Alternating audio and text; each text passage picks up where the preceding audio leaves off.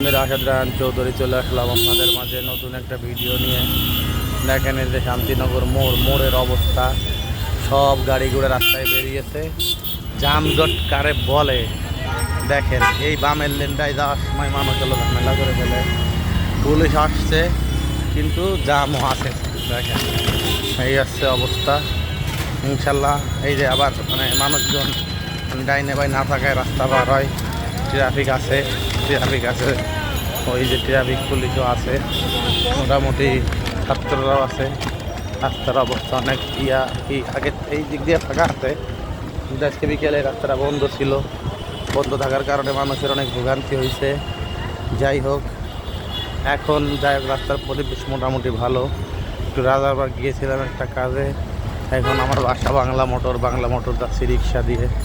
ইনশাল্লাহ সবাই আমার জন্য দোয়া করবেন, সহি সালামতে পৌঁছাতে পারি।